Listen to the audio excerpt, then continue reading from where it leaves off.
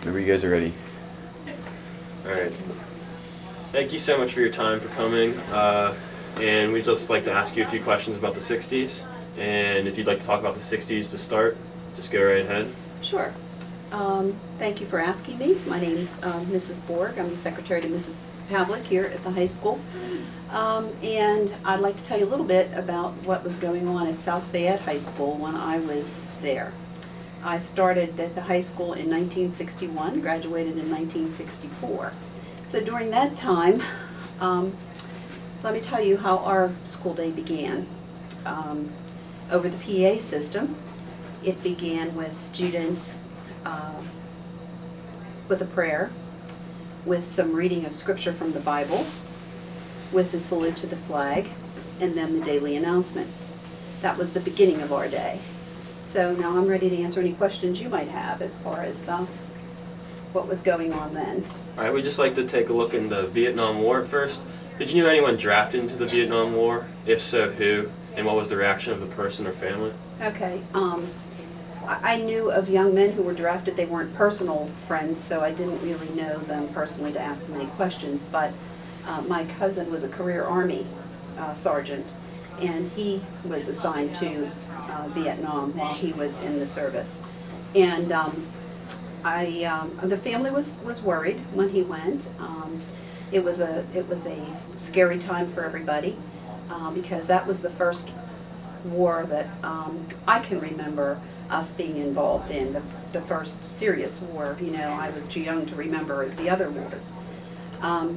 So we were just concerned that he would be, okay and come home okay, which he did. I received some letters from him and communicated with him while he was there.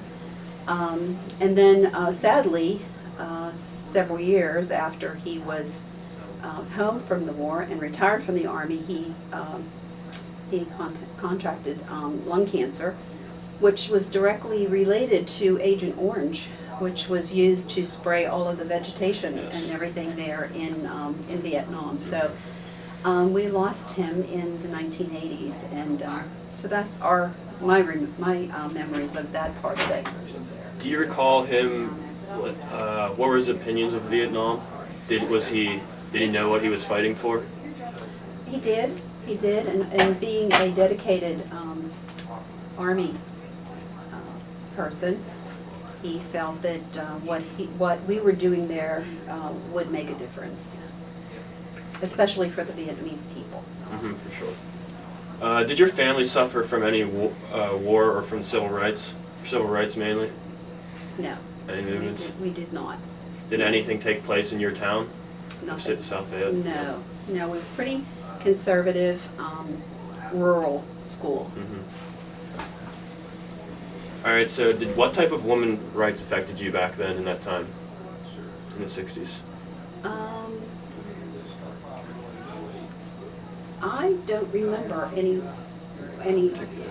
particular rights that affected me personally.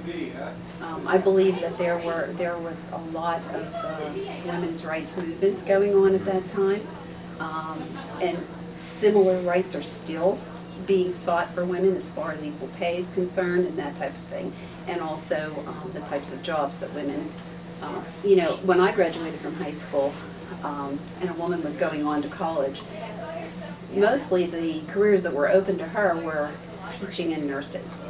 Now it's a totally different story now. Do you remember the Kent State shooting, Columbine, and did your school make any changes directly to that? I do remember the Kent State shooting, and we didn't have a security officer or anything like that in our school. So the only thing I think that was probably increased was the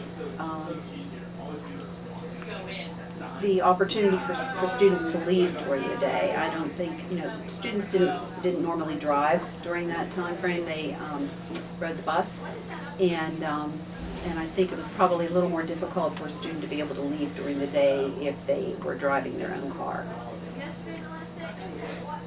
What type of effect did Martin Luther King have on you or your family?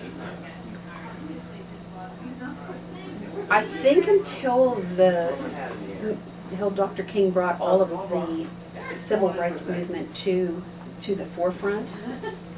I don't think that a lot of people, especially young people, realized just how badly the people who were involved in civil rights were treated. I think it was surprising to us. So we were hopeful that that things would change. All right.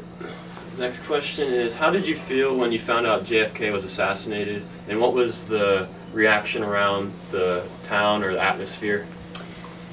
The students, the teachers, our friends, our family were devastated.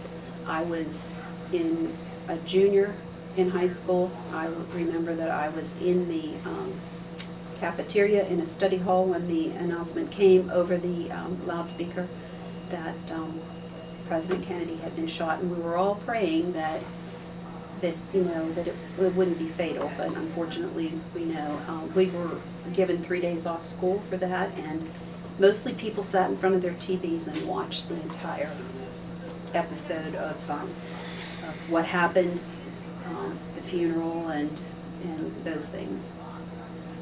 Interesting. Mm-hmm. What was your experience growing up in the counterculture movement, as in like when women were expressing themselves more, or drugs in the 60s? What was my involvement? Not in your involvement, just like what was your knowledge of it, and like just the experience of growing up in it? Okay. We didn't drive a Volkswagen bus. It was all painted psychedelic colors or anything like that. I didn't go to Woodstock. The people in our community, as I said, reserved, rural community. I didn't pay too much attention, and my friends, the people around us, my family, to what was happening, as far as the flower children and the peace movement and all that was concerned. So I really wasn't involved in it, so I really don't know what to say about that, except that I kind of thought it was not as important as some other things that were going on in the world. All right. Last question is, what did your mother do for a living? Did she experience any segregation for herself? And how was your father? Any of them? Okay. My mother was an aide at John Cain Hospital, and then she finished her working career in the accounting department at the hospital. And Did she experience any segregation back in her time? No. Well, no, not. You mean in the workplace? Yes. No, she didn't. My father, when he came home, he was in World War II. When he came home from the war, he went to work for a company that was called the Flannery Bolt. And then that company closed, so he was without a job, and he worked 2 or 3 jobs just to support our family, and he finally finished his work career as a custodian in a church. So he did not experience any issues with segregation either. All right. Thank you for your time so much. We really appreciated it. You're welcome. Yes. Have a good day. You too.